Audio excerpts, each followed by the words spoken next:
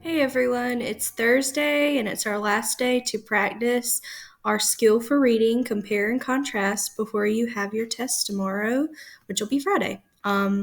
So let's go over what compare is. Compare is how are two things the same, and you put that in the middle of a Venn diagram. Contrast is how things are different, and you put that on the outside of a Venn diagram. So we have a new story to practice with for today, and it is called Birds and Bats. So we're going to read that, and just like I've been doing this week, I'm going to do an example of how something about birds, something about both of them, and something about bats, and then you have to go back and do the rest of it. So, birds and bats. Birds and bats are both animals that fly, but they are very different. Birds are hatched from eggs and have feathers. They have beaks and sleep in nests. Bats are mammals. They are born alive. They are covered in fur. Bats like to sleep during the day, and birds like to sleep at night.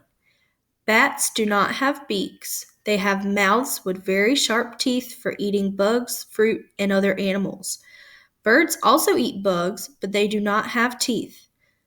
Bats also have ears that they use to hear. They cannot see very well, so they have to use their ears to find food. Birds use their eyes and ears to find food. Birds have wings. Bats look like they have wings, but they have hands and fingers that are webbed together. They use their hands to fly. Most bats live in caves or dark places. Most birds live in nests that they build in trees or bushes. A mother bird feeds her babies from food that she finds. Bats drink milk from their mommy. Bats and birds look a lot alike, but they are very different. So, there were some things that were the same and some things that were different. All right, so bats, something that is just about bats that I remember reading in that story. They sleep in the day. So they sleep in the daytime. Something that is the same about both of them, they can fly. And then something that is just about birds. Well, it's quite the opposite from bats. They sleep at night, like we do. So, that is one thing about bats, one thing that's about both of them, and one thing that's just about birds.